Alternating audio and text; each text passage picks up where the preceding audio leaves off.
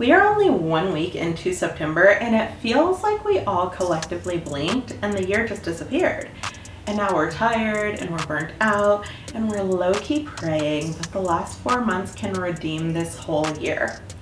And as your certified fall and winter lover and your neuroscience obsessed bestie, I'm here to tell you this. The next 4 months are going to be the best 4 months, and girl, you are going to finish this year as the hottest, the healthiest, the happiest version of you, with no crippling anxiety, no soul-sucking to-do list, and just clarity, cozy routines, and actual results. Hey girl, and welcome back to our channel, or welcome if you are new here. I'm Monet, your mindset coach and tour guide to your higher self.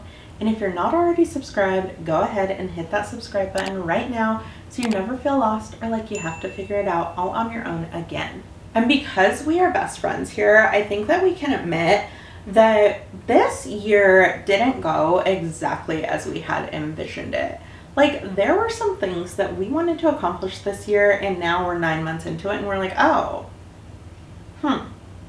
But don't you worry, we have the last 4 months of the year, which are honestly the best 4 months, and we are going to make sure that September through December feels exactly as we envisioned it, because September through December is the prime time for reinvention. Your brain is wired to close loops. So unfinished projects, half-done habits, goals you've been carrying all year. And that is why sometimes when we get to this season, it feels a little heavy, because you can see the gap between who you thought you were going to be and who you are right now. And you can see that maybe they're not quite matching.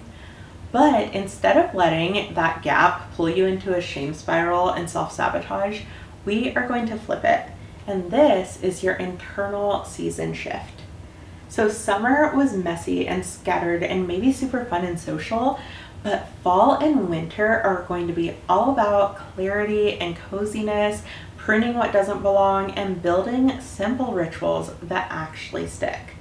Because we are not lazy and we're definitely not incapable, but we've been relying on motivation and rigid to-do lists instead of creating systems that flow with how our brain and how our nervous system actually work. So let's design the next 4 months with 3 simple steps that are going to give us all of that cozy fall energy without the existential dread of another year passing while your life looks exactly the same. Step 1 is to regulate before we reset, because your brain cannot change when it feels unsafe. So the first step isn't something to do, it's something to not do, and it is nervous system regulation. So whether your vibe is a hot bath, some EFT tapping, a butterfly hug, getting a massage, or just giving yourself some guilt-free rest, your very first step of this reset is to do nothing, but do it happily. And yes, I know you're already overthinking and you're trying to overachieve your way out of step 1. But here is why relaxation isn't just nice, it's necessary.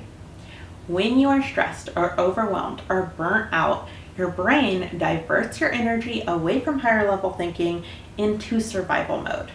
Think about it. You wouldn't be planning your next level up while running from a tiger. You can't think clearly and plan the best 4 months of the year if you are still in survival mode. And that is why when you feel that pressure, you start making more mistakes and even easy tasks feel next to impossible. And if you're still not convinced, let me ask you this. Have you ever noticed how some of your very best ideas come to you in the shower? That's not a coincidence, it's science, because when water crashes into each other, it releases negative ions, which calm your nervous system. And in calming your nervous system, that frees up energy to create clarity. And that is why you're a shower genius, but when you're at your desk, you get stuck and shame spirally. Regulation literally clears your brain space for inspiration. I know you're still tempted to skip this step and dive straight into doing, but if you regulate before you reset, it's going to make everything easier, faster, and way more fun. So here is your challenge. I want you to do at least one nervous system calming activity in the next 48 hours. And I'm giving you a time frame because I don't want you to put this off and I don't want you to forget to do it. Your mind and your body are going to thank you. Whether it's a bath, a massage, or just a really long nap, make sure in the next 2 days you do something for your nervous system. And now that your shame spiral is stopped and your jaw is unclenched, we can move on to step 2, which is organizing the chaos. Your brain loves a clear picture. So step 2 is all about taking an inventory. So get out your notebook and do a brain dump of everything you wish was true about your life on December 31st. Don't censor it. Nobody is going to see this except for you. You're going to write down, if you woke up today and it's December 31st and you look back on the last 4 months and everything went exactly as you hoped it would go, what does that look like? And then once you've written it all out, you're going to read it back and ask yourself, what are the 3 most common threads that show up in all of these desires? And the reason this is important is if you think back to when you were doing a puzzle as a kid, you would start with the edge pieces. You wouldn't just start putting together random middle pieces. These 3 priorities are your edge pieces. They are going to frame everything else that sits inside of the reinvention. So my edge pieces for the next 4 months are creating more flow in my work days, moving my body in a way that does not make me actually dread it, and laughing more with the people I love. I've been in like a little bit of an intense zone and I just need some more fun. That is going to be my reinvention arc frame. So do your brain dump, read it back through, choose your 3 pillars, and once you know what your 3 pillars are, go back through and cross out all the other random shoulds. The things like forcing a 5 a.m. wake up because it's trending, or feeling guilty about skipping things that don't actually matter to you. Go ahead and go back through and cross those things out. And when you do this exercise, you're going to immediately feel the fog lift because you're no longer going to be chasing 20 different shoulds, coulds, and woulds. You've got your 3 pillars that actually matter to you. I know you haven't done the brain dump yet, but comment down below one thing that you already know for sure is going to be a pillar for the rest of your year, even before you finish the brain dump. I want to see what is one thing that you are definitely bringing into the next 4 months. Our nervous system is regulated, our pillars are clear. This is where most people fall off, is they stop at the planning. But step 3 is about embodiment, and this is living as your December self right now. Just like when we make our vision board or when we plan out our week, sometimes we stick so much to the planning, but we don't think about how it actually feels to embody it. And the truth is, no matter how much planning or how much thinking you've done about this thing that you should do, if you haven't figured out how to embody it and embody it joyfully, you're not going to do it. You're just not going to stick. But the mindset shift that really helped me with embodiment is the no rushing rule. So I saw this on TikTok a few months ago, and I've been testing it for myself because I have to test it out before I tell you about it. And I have found that it's actually changed my life. So the no rush rule is, if a decision requires you to rush, then the answer is no. Because if you look at the women who seem genuinely happy and put together, they move with ease. And not just in their schedules, but in the way that they speak and walk and live. You don't see a woman who's chaotically rushing through life and go, oh my gosh, that seems so fun. But when you see an elegant woman who seems so sure and confident and satisfied with herself, that is the type of woman that we admire. When I started embodying the no rush rule, it really changed everything. Here's a few examples of how you can do it.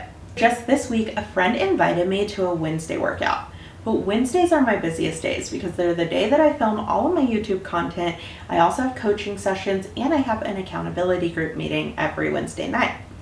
Old me would have crammed it in. I would have rushed through filming and felt stressed the whole time and then gone to the workout and been thinking about filming and all of the things on my to-do list and just not even enjoyed it. But with the no rushing rule, I said, I'm sorry, I can't do it on Wednesday, and we scheduled it for Friday instead. And in doing so, I'm able to show up as the type of friend I want to be. I'm going to be present and enjoying that time with her instead of thinking about all the stuff I need to do at home. And I'm going to get to enjoy myself, enjoy her, and enjoy a workout. Another way that this has really shown up in my life is a few months ago, Jerry and I were invited to join a church launch team, and we really wanted to be a part of it. But saying yes to that would have meant no more date nights, no puppy training, and no rest days. and the no rushing rule made it clear that it's just not right for us right now. So we said no for this season, and we ensured that we had time for the things that matter most to us right now. But the no rushing rule doesn't just work for plans with other people. It also can help you determine if the plans you've made for yourself are the right fit. The start of this year, I had set the intention that I was going to work out 5 days a week and get 100 grams of protein every single day. And what I found is that had me choking down dry chicken right before bed and ignoring my body when it was begging for a rest day. But that's not discipline, and that's not success. That's punishment. So I scrapped it. I said, hey, I don't have time for 5 workouts a week and eating all of this protein. It's making every part of my day miserable. Why don't I just take it down to 3 workouts a week and eating as much protein as I can? That is embodiment, because now I get to do so and do it joyfully. Choosing what aligns instead of just saying yes to everything and burning out is going to change the way you show up for the hard days and the easy days. And here's why it works. Your brain is a prediction machine.